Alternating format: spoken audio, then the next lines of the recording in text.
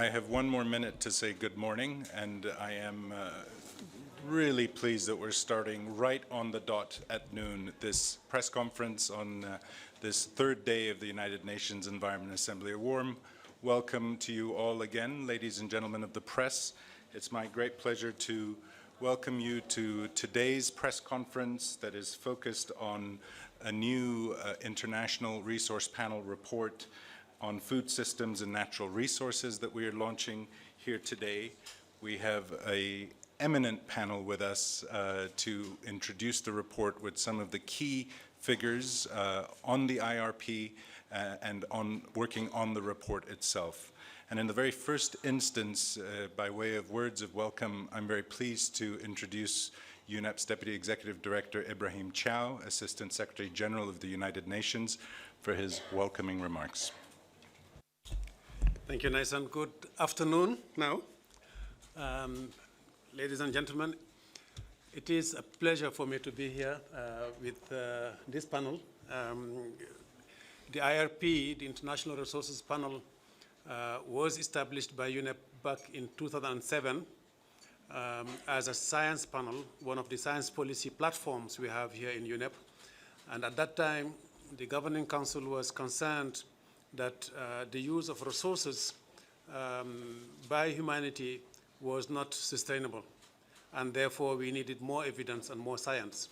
And I'm very pleased that actually the International Resources Panel has provided us now with numerous reports, scientific reports, that have been welcomed, extremely well received by member states, by the scientific community, but more importantly by policymakers. Last week, again, in Japan, at a meeting of the G7 Ministers of Environment, there was another IRP report, and I think Janos was there as well. We in UNEP are privileged to having top scientists providing us with the latest information and the latest science. And the UNEA, as the United Nations' largest gathering on environmental issues at the ministerial level, and a colleague actually reminded me that UNEA turns out to be the only universal body at the ministerial level that we have in the UN, and the only other UN assembly is actually the body where that science will be provided to ministers and other decision makers. I'm not scientist. I am not a specialist of food systems, but I eat and I do care for the environment.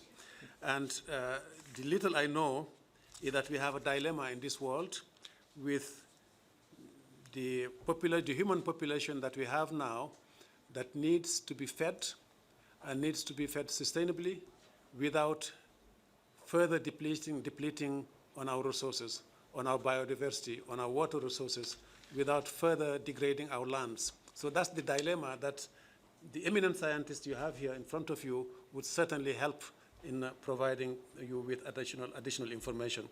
I will stop here just to welcome you all, to thank the IRP for the work that has been done, a former co-chair, a current co-chair, and a panel of scientists. I will leave you in their hands. Thank you. Thank you very much, Mr. Chow. And speaking of eating, I know that our esteemed journalists also must eat, and their lunch arrived a bit late. I do apologize for that, and thank you for being here in the room. Mr. Chow, I know that we have to release you for another engagement, but before we do that, perhaps we can just have a photograph with the report that should be in front of all of you, just for the record. You might, if I can. We need another report. Do we have another report?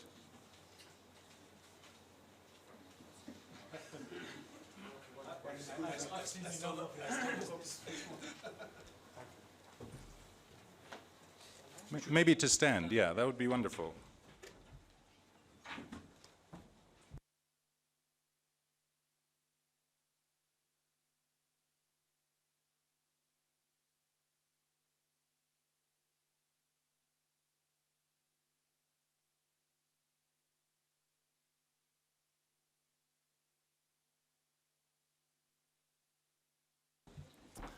Thank you so much.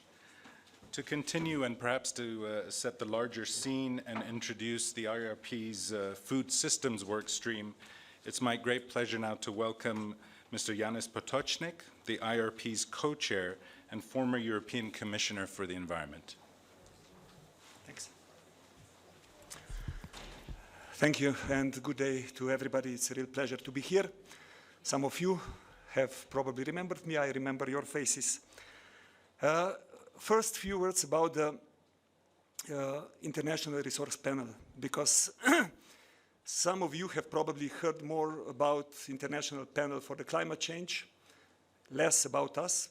We are existing for almost 10 years now, but the era of the resources is coming. So you will hear more of us, and you will hear more of the problems. One of those will be, which is really very well done and presented, will be addressed in the presentation today. So we have a scientific panel, approximately up to 40 scientists from all around the world, then a steering committee in which you will find governments, civil society organizations, business associations, which is providing a kind of strategic guidance, political support, and regional synergies. And then we have a small secretariat in Paris, which is supporting us. The major idea is the science policy interface, like also in the other similar bodies, international by nature, by definition, transdisciplinary, policy relevant but not policy prescriptive, with the idea that we would create a critical mass of scientific knowledge which could not be ignored by policymakers. So we have till now published something like 15 reports. If you are interested, go on our internet page. It was already mentioned, which was the last one, which was presented on G7 ministerial meeting about resource efficiency last week. We are now more and more turning, that was also the idea from the beginning, in the systemic approach, so from individual resources, looking to the interactions among the resources. And the report which will be presented today, it's about food systems and natural resources. But before that, I will take just 2 of your minutes to lead you through the 20th century and 21st century. What are, from the resource point of view, the most important thing which are guiding our life. The 20th century was in fact the century of the great acceleration. The population grew by a factor of 3.7. Annual extraction of construction materials grew by a factor of 34. Ores and minerals by a factor of 27. Fossil fuels by a factor of 12, and biomass practically on the same level as the population growth, 3.6. So average total material extraction grew by a factor of 8, and greenhouse gas emissions grew by a factor of 13. Factor, factor, factor. So it's a lot of fast growth in all the areas. What was also very much present in the 20th century is the globalization itself. So we are more interconnected, more interdependent than ever. That's why the responsibility which we are carrying as individuals and all globally together, it's growing enormously, comparing even to 1 generation ago. So what are the facts of this century in which we are living we cannot ignore? Population growth. According to the estimates, we will be 9.7 billion in 2050, which is 2.5 billion more than now. The overall amount of population at the beginning of 20th century was 1.5 billion. In 4 years, we have on the planet additional United States of America, in 4 years only. Per capita consumption growth. It is estimated that 3 billion people will move from poverty to the middle class consumption till 2030. So this is a good trend.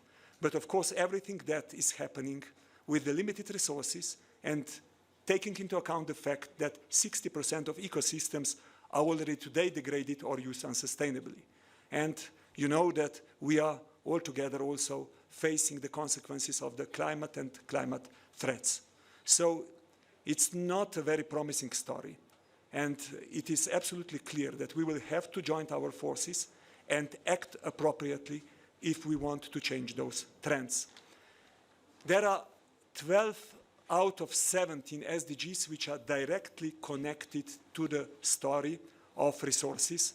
And of course, the zero hunger story on which we will be facing today, it's one of the central issues, very much connecting also other development goals. This is the slide with which I'm finishing, because it's telling you how important it's actually the sustainability of the food system story. This is something which was started with Professor Rockström and Resilience Institute in Sweden and continued by Stefan and the others in 2015. It's telling you in which of 9 planetary boundaries we are currently most overshooting, so where the problems are the hottest. Surprisingly, beyond the zone of uncertainty where the risk is high, are 2 areas. One is the biodiversity disappearance, and the other is biogeochemical flows, which is actually management of nutrients, phosphorus, and nitrogen. Inside the zone of uncertainty, where the risks are increasing, are also 2 areas. One is the climate change, which you know very well, and the other one is the land system change. Now think carefully. Biodiversity, land system change, nitrogen, phosphorus, climate change. This is about food security. This is about food production. It's about food chain. It's about food systems. That's why the report, which will be now presented, is so important. Martin, please.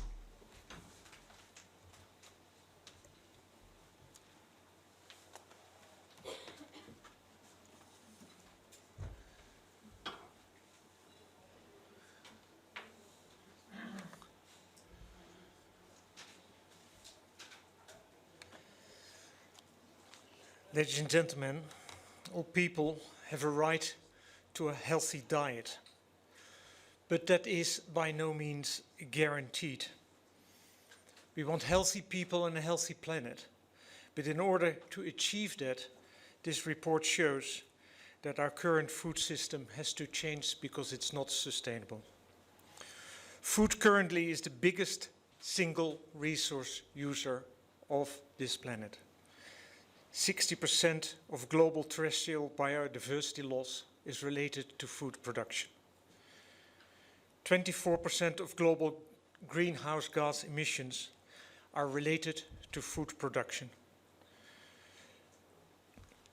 29% of our fishing stock is being overfished. And 20% of the aquifers of this world are overexploited. So in order for that ideal to be achieved of a healthy people and a healthy planet, we need to step up our game. What I will present to you today is the outcome of a report which is a collaborative effort of many global scientists and was led, the research team was led, chaired by me, and the lead coordinating author is Henk Westhoekers at the far end of this table. Ladies and gentlemen, this is the first report which has an integral assessment of resource use of the existing food system. And it is the first report to link opportunities for biophysical improvement to concrete societal actors. Let me give you an outline of this report. As a science for policy body, we investigated what is the current and projected status of natural resource use in food systems. We looked at what are the environmental impacts of food systems. And we looked at what are the opportunities for improving resource efficiency in food systems.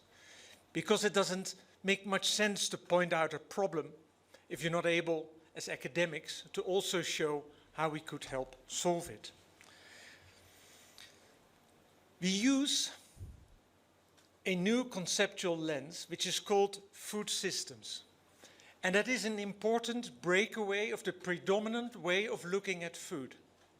Even if you look at the academic community, you will see that we have many academics who have knowledge about food production. But we actually show that many of the opportunities for changing the course of action are not in the food production per se, but are elsewhere in the chain that bring food from production to consumers. And in this graphic that we have also ready for you at the end of the table, you will get more infographics. You see the different component parts of that food system perspective. It shows the actors and it shows their activities, so you can relate the outcomes to people that produce these activities and the activities that we engage in. I give you 3 key messages from this report. We coined the phrase resource-smart food systems. These are food systems that are needed to achieve sustainable development. And if you look at the SDGs, you see how directly related SDGs 2, 3, 8, 13, 14, 15, 17, and 12 are to this way of thinking about food systems. The predominant logic of our bureaucracies is a sectoralized one, with silos, with limited responsibilities. That is not a logic that can help address food systems. We need to cut across the silos to collaborate, starting, of course, also with the UN system, where the WHO, the FAO, UNEP, and UN Habitat are already collaborating, but they have to step up their game in collaborating to achieve a resource-smart food system. These are food systems in which environmental basis to deliver food security for current and future generations is not compromised. Second key message. Natural resources are usually not used sustainably or efficiently. And this is creating risk for future food security and leads to high environmental impact. And thirdly, we need to think differently to achieve these resource-smart food systems. And that means to address all food system activities from production to consumption, all the way, to include all natural resources, because you often have a solution for one to the detriment of another, to include human nutrition and health outcomes, really important, and expand the focus of attention from farmers only to food companies, retailers, and consumers. And this, ladies and gentlemen, is crucial because if the fate of the farmers and the fisher folk is close to your heart, don't think about their problems directly, think about the other actors that can hold the key to solving the fate of farmers and fisher folk. So food production depends obviously on natural resources, like land and soils, water, biodiversity, genetic resources, marine resources, and also non-renewable resources such as fossil fuels and fertilizers. Sustainable and efficient use are a prerequisite to achieve what we want to achieve, and it means no further degradation, no depletion of stocks, and we want to do it efficiently. That means high productivity and low environmental impact. If you look at the current predicament, you see that 33% of the soils are degraded, 20% of the aquifers are overexploited, 60% biodiversity loss related to food, marine resources, not only 29% overfished, but 61% fully fished. That means not a single fish can be added to what we already take from the stock as it's currently swimming around the oceans and seas of this world. 80% losses in the minerals, sulfur and nitrogen, from farm to fork, and 30% of all fossil fuel use is related to agriculture. Now, it's not the case that we have currently one single food system. We differentiate 3. And you see it in the small print, so it's unreadable for you, but you have a handout over here. It's important to appreciate that 1 billion people on this planet depend on a traditional food system. That means the subsistence farmers and fishermen system. 4 billion people depend on what we call intermediate food systems that are larger, where people have market functions, people in between the farmer and the consumer. And at the moment, 2 billion people are dependent on modern food systems with supermarkets, global supply chain, and what have you. However, if you look what we now currently facing, and Janez Potočnik referred to it already, we obviously see population growth and, I may add, a growth of urbanization. And the way we currently urbanize our continents is one that by implication pushes supermarketization as part of the process of urbanization.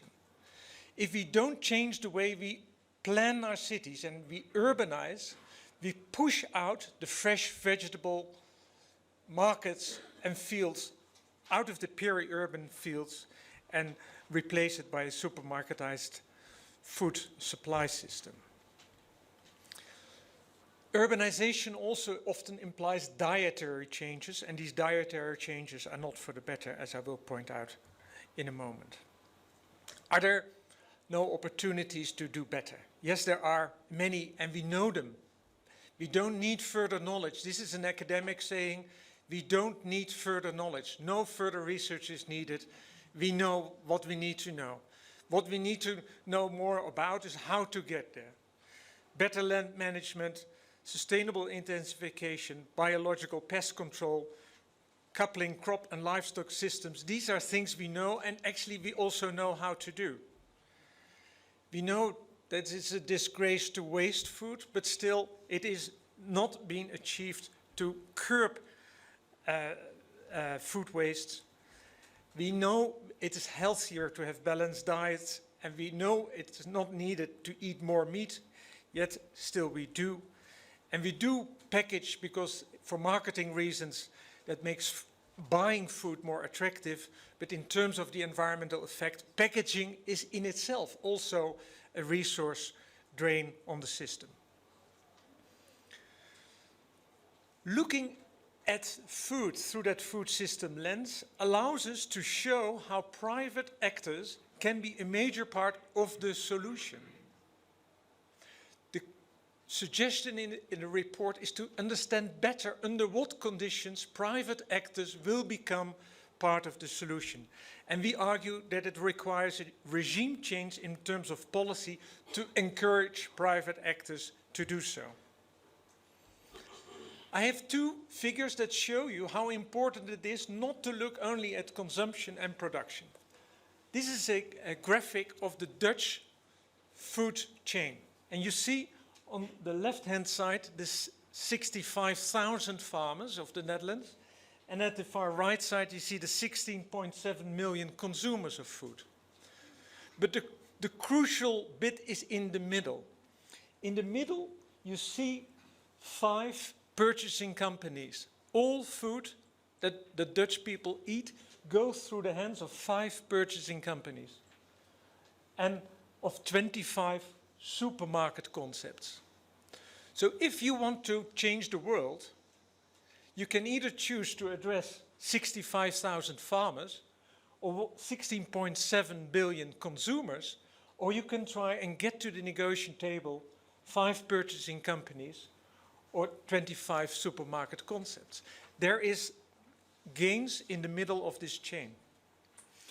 If you look at this figure, and it is in the report, you see that farms, although we see them constantly when we talk about foods, in the visuals that we represent when we talk food, farms are not economically the most powerful part of the chain. Look at food retail and compare the numbers. So farms account for $2.175 billion in turnover, but food retail is more than 7,000 billion in terms of retail. So the retail industry holds a key to changing us to a resource-smart food system. We, I think, are aware that meat is a problematic way of feeding ourselves. And some of us are farther ahead in eating meat than others. But in this graph, which you find at page 56, you will see that, again, in terms of where the dietary shifts are going to emerge. China and Indonesia have some statistics where that rapidly is on the increase. The good news is actually about India, where that increase is, for obvious reasons, not at all noticeable. But if we would all copycat the way in which we feed ourselves in North America or Europe, the planet would be in deep trouble. So, in terms of finding a solution, we think there is a decisive role for the private sector, but it requires policy support. It means paying for better management of natural resources, and also states can remove harmful subsidies. There is still a lot of money that states actually pay to subsidize harmful practices. There's new potential when cities become innovators for new practices. That can, for instance, be feeding the kids at your school better. We can help smallholder farms in developing countries to invest in sustainable intensification. We can help making healthy and sustainable food choices easier for consumers. And we can rebuild feedback loops by functional and informative monitoring and reporting. It is not obvious who has to start. There are different models in this report. It can either be that forerunner business start and others follow. It can be that an NGO initiative makes others to follow, or it can be that government reforms are at the initial stages. But it's obvious is that these three types of actors need to be in a coalition if we want to reach a resource-smart food system. And I conclude with 12 critical shifts. If we want to really achieve that ideal of a healthy planet and healthy people, we first of all have to reduce food losses and waste. Secondly, we can reorient away from resource-intensive products such as meat and the empty calories and rethink food environments. Just think of the marketing efforts to try and get people to these empty calories. They are all around you. We call that food environments. It's not that people are completely free in their choice environments. Thirdly, we say you should consider reframing thinking by promoting resource-smart food system and search in particular for linkages with human well-being and health. People are concerned about their health. If we make headway there, we probably make headway for the environment as well. Fourth, reconnect the rural and the urban. Invest in regional supply chains. It is possible. Supermarkets can also cater for regional produce. Fifth, revalue the pricing of externalities, reinforce legislation and remove distorting subsidies. Sixth, reconnect urban consumers with food production, raise awareness of the effects of health and environment of food choices. Seventh, invest in research of the functioning of the local and national food system, their impacts. Reconnect mineral flows between urban and rural areas. Most minerals are left in the cities. We need to recoup them, bring them back to the rural areas. This really calls for attention. Reform policies on land and water rights. Often farmers are not willing to invest in other practices because they're not sure how long they can stay where they are. Reinvigorate investment in rural infrastructure, education, training, technology, and knowledge transfer. Innovate to decouple food system activity from resource use and environmental impacts, and rebuild the feedback loops by creating monitoring and reporting system. This is the outline of a report which in itself took a couple of years and a large body of researchers to get together. But we do also have a dissemination strategy. We will try and enhance and improve on the conversation with the coalition of forces that are the agents of change. We do know that UNEP and the FAO have the Sustainable Food System Program, which will also take up the findings of this report. There is a MOOC that's being developed on Southeast Asia, trying to link the findings of this report to stakeholders that can make the difference. And we do have an interactive website where you find all the infographics that are in this report. This is the massive open online course that in August will be launched by UNEP IRP. And these are the authors and their evaluations that contributed to this particular report. I thank you for your attention.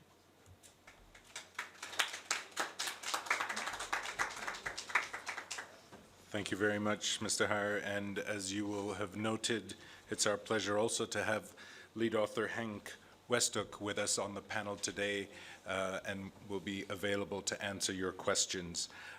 Now to bring our panel presentations to a close, it's my great pleasure to introduce Dr. Ashok Khosla, who is the former IRP co-chair, has a lot of history and experience with the panel, and is also president of Development Alternatives. Dr. Khosla. Thank you. My real job is actually to moderate the rest of the session, to invite questions and so on. But I thought I would just amplify, just in a sense dramatize some of the things that Janis and Martin have just said. Many of these issues, both of them referred to as being systemic. That means that there are very complex linkages, not just within the food sector, but between the food sector and other things. And let me give you an example of something that I run into in my own work every day. The competition, this is going to be hard to believe, but it's real, the competition between housing, the genuine, legitimate need for a house by every family, and food production. You know, making bricks, making conventional buildings of the kind that we're sitting in, using the resources that are used for those, like topsoil for bricks, like sand for concrete, is now playing havoc with water systems, with topsoil. In fact, in parts of India, brick making has been banned. Over the last 4 or 5 years, the government has realized, thanks to a lot of work by civil society and by researchers, to ban the use of topsoil simply because we were eating away the top few centimeters, and you all know that it takes tens of thousands of years to build up an inch of topsoil. So we have now a global problem with sand. Sand for construction is now so scarce that there are mafias operating to take it away during the middle of the night from riverbeds. Now, if you take away sand from riverbeds, you actually mess up the whole water cycle. And if you mess up the water cycle, you have a major league impact on food production. So when we talk about systems, you've got to think about things far away that we do, far away from food production, that actually have a massive impact on food itself. And these are just two examples which have become, mainly because of the great acceleration that Janis was talking about. The need for housing is a legitimate need, has to be fulfilled, but we're now going to have to find ways to do it without taking recourse to either sand or topsoil. Not to mention the amount of fossil fuels needed in order to bake those bricks and to make the concrete and the cement. Another example that I think is very, very important, and the resource panel has often referred to it over the years, the fact that traditional agriculture, traditional food systems that Martin was talking about, let's say 60, 70 years ago, in the time of our grandparents certainly, were such that you put 1 calorie of fossil fuel into your food production system, and you got 200, 250, 300 food calories out. Today, it's reversed. Today, you have to put in 300, 400 calories of fossil fuel, fossil energy, to get 1 calorie of food out. Now, this is because of the way we grow our food, we package it, we refrigerate it, we distribute it. But when you add up all the energy that goes into making food today, it has completely reversed the balance between the energy required to bring that food to your table and what it used to be. This is obviously not tenable. This is why the whole issue of sustainability comes right into the domain. One factor that has really been worrying us a lot is the wrong choice of crops for a particular ecosystem. If you continue to insist on growing rice or sugarcane in dry areas, you're going to have problems. You're going to create massive problems, which sometimes become, in fact, inevitably become irreversible. So the stories that three stories that I've just given are really just to exemplify and to bring home the fact that we're dealing with a very complex system, but it's very simple to see that it impacts our daily lives. Now, if anybody has questions on clarification or on substance, please, yes. Thank you very much. Really, really interesting report from what I've seen so far. Carmen Russell on assignment from National Geographic. I like how you had in there to basically eat less meat. I feel like you could have probably put the word vegetarian in there somewhere, kind of try to remove the stigma a little bit. Oh, by the way, Nathan, I just want to apologize. Now I feel really bad asking you about lunch because, yeah. Anyway, there's that. I mean, I don't. You know, a lot of people ask vegetarians, like, where do you get the protein and so forth? There is still a lot of stigma, but obviously it's a much less resource intensive diet. So I was kind of wondering if there was anything about that in the report, or if that was something that, you know, would be considered. And I also wondered if in the report you talk about transportation. You know, in New York they eat bananas out of season. I mean, the bananas aren't even anywhere, you know, anywhere near New York and that kind of thing. That's obviously an additional resource that's being used up. When you mention empty calories, I know that there's sugar. I'm wondering, I'm sorry, I'm asking too many questions, but there's sugar. Wondering if there's anything else. Sugar is obviously labor intensive and empty. And then if you could talk about, I guess, you know, where processed foods themselves play a role in this. I think that's what you meant partially by a modern diet. There's a lot of processed foods and the like. And how do you, you know, I guess, how do you, you know, in this day and age, in the very developed world where, you know, people, families, long jobs and everything like that, which has made processed foods so popular, you know, how do you kind of counter that culture, as it were? Thank you. Hank, would you like to answer some of that? Yes, I will try. There are quite broad questions, of course. First, concerning the meat consumption, what the report points out, of course, that meat is a quite resource-intensive product, especially red meat, but also white meat and dairy are more resource-intensive than plant-based alternatives. And of course, the less you eat and the less you can eat is being vegetarian, the less impact you have on the planet. And with regard to the ultra-processed food, it's indeed more than sugar in the sense that in the whole food system we tend to take out the good ingredients for people, like fibers, like proteins, and what is more in human diets are fats and sugars and salt, etc. So, and not only that, but it's also then often in packaged products, so that demands additional resources. So in the sense, it's both harming the environment and also harming human health. That's why we see this positive message from the report that it's not, it is a strong linkage and a strong positive impulse for both human health as well as for the planet if we would change the way we produce and consume food. Thank you. Janis?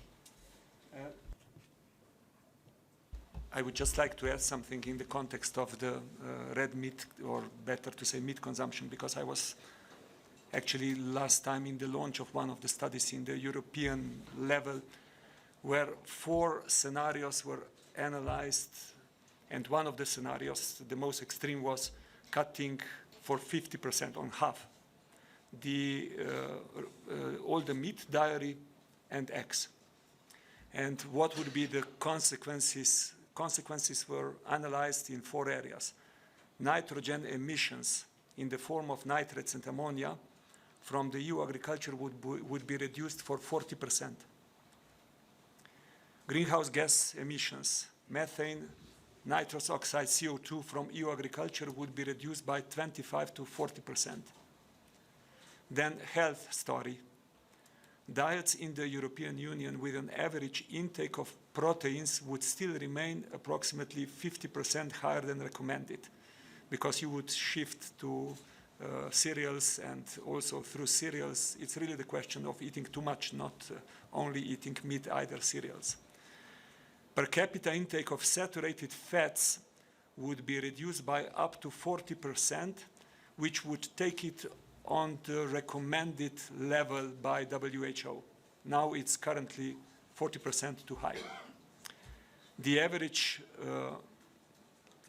know that it's more than double too high, because you have to look at the on which you are calculating. The average consumption of red meat would be close to recommended value, 107%. So it means that currently we are consuming it more than twice too much. And final conclusion was that much less land would be needed for feed production, providing substantial headspace to develop other land uses. It's a very simple story. Instead of feeding first animals and through animals humans, that you would feed directly humans, it would take much less land. And one of the questions and one of the arguments which is many times used is that exactly with the growing population we would need much land to use. Of course, this is the story which is pretty much connected to some of the regions, which Martin has nicely shown. So European Union, United States of America, also Latin America, it's also very much part of that, and China, it's also slowly but steadily coming into that group. Thank you. Martin, did you want to add anything? Yes, sir. Hi, it's Adam Vaughan here from The Guardian. Sorry, but I mean, we've had 10 years of people telling us that we need to move away from meat because of climate change reasons and wildlife and the rest of it. You need to put your cards on the table and say, how are you going to do that? Is it a meat tax? Is it taking away subsidies from meat farmers in Europe? Is it how should governments actually do that? It's not good enough just saying more awareness campaigns, because we've had a decade of that and it's not done anything. And also just an observation, really. I mean, the sense it seems to me there's a sort of moral element to this of like telling developing countries like China to eat less meat or forgo eating less meat. So it feels like there's parallels here with saying, you know, in the climate change stuff, forgo fossil fuels. I mean, why the hell should rich Chinese not eat meat? Yes, Martin. Well, it's to the point, and it's obvious that there are tough political choices to be made. What we in this report do is show the options, and that's part of our function and our remit. We make these policy relevant messages and not policy prescriptive. The idea of taxing meat is doing it at the far end. We think it's much better actually to price meats earlier in the chain. It's easier, and so the one that's perhaps most sexy to tax meat right at the consumer level is not the most effective one. In terms of is there a moral hazard in this story, I think that if we say, and we say it very clearly, remove harmful subsidies, these are predominantly not actually in the developing countries, they are predominantly in the developed countries. So if you want to create a better balance in that global market system, then that is a point to be taken into account. As you probably know, I was 5 years on the top of policy making in the environment. Dealing with consumers' choices, it's extremely touchy issue, and nobody would let you do that. That's the problem. While at the same time you have to deal with it, because it's obviously having negative consequences, and we will have no other choice. Of course, we are here in the name of scientific community and presenting you some brutal facts. How you would use them, how the policymakers will use them, it's pretty much up to them. But the time is coming when this will not be anymore able to sweep under the carpet. Yes, two things to add. One of the meat consumption in developing regions, of course, it has to be stressed that in some cases meat consumption can be very beneficial for human health, especially people eating no meat at all and with very poor diets with lots of calories and no proteins and no minerals. It's very important to have a small fraction of meat in your diet in developing countries. And also in some cases, of course, meat production is a very sensible way of converting non-edible products, byproducts, etc., into edible products for humans. So, I mean, in some sense, in developing countries, meat consumption can help and dairy consumption can help to improve human conditions and also be in an environmental sustainable way. So it's not, we especially point in the report, of course, at the regions with high meat consumption, that there is the scope for lower meat consumption. The second thing about reducing meat consumption, how to get there, is that we especially also point at the supermarkets and the food companies. I mean, they have a major influence on consumers' choices. So once they would provide better alternatives, or not even in meat alternatives, but also in different menus for customers, they could really help to reduce meat consumption in westernized societies. Thank you. We're running out of time. We will be having a press roundtable tomorrow from 11:45 to 12:30. So we will be able to continue this conversation. There's many, many more ramifications that I'm sure you want to explore. We have time for one question, and name and affiliation, please. Yes. Thank you. I'm Carla Sanchez. I'm coming from Mexico. In your study, have you seen the effects of the use of fertilizers or pesticides, illegal or non-certificate, and what's the effect on the land that is used on agriculture? I guess it's a very big problem in developing countries. Thank you. And no, we have not directly looked into that. And we have to stress there's a big difference between fertilizers and pesticides, in the sense that, well, in principle, we could do without pesticides if there would be good biological control of pests. While fertilizers we need, because crops need need minerals. But of course, the fertilizer has to be of good quality without contamination. And that's, well, we point at the issue of contamination in the report, which is a very big issue in some countries. So further control of what's being put on the ground, being put on the plants is very important, but we have not specifically looked into that. You know, I'm sorry, but I've been asked to 3 more minutes. One quick question. It's just kind of a reflection. I think all the things you've been saying here is really interesting. But I mean, what I find it most interesting is because you are saying it here. I mean, it's you and it's in this context, because this has been known for many years. No, I mean, at least there are many groups working in this for a long time. The thing is how to make it mainstream, and I think this is the beginning of it, right? And just like a reflection from my side is like, maybe it's on the consumer side, like how to connect the people with what we eat, you know, how is it produced? Because now children in the cities go to the supermarket and think like, you know, chicken came from a factory, it's already packed and it comes already with plastic, you know? So it's just like, if you have to, I mean, it's kind of even of philosophical way, like if you have to, you know, kill this animal, will you eat it? I mean, just how you bring it to the mainstream, right? Because I think there are many interests behind also. I think that's a very good question, and what I try to refer to with the graphs suggests that our research shows that the origin story can be very different. If you look at certified fish, it comes from a different source than when we talk about other parts of our food system. So it can come from an NGO, it can come from a government initiative, or from the business community. We put the emphasis on the need for these agents of change to get together. It cannot be resolved by governments alone. And what you point out, that of course consumer pressure can make a big difference. If you make the comparison with CO2 emissions, I think that the pressure that comes from civil society with stranded assets and carbon bubble, these are words that have been invented that have put pressure on the political system. However, in the academic literature, we can't find a linear order of NGO first, then government, then business.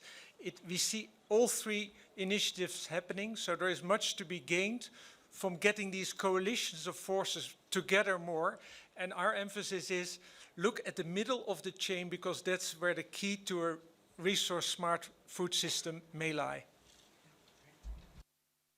Yes, and I also agree with your issue of reconnecting consumers with how food is being produced. And well, like Martin said, it's very important to save peri-urban areas for food production so people can see how food is being produced.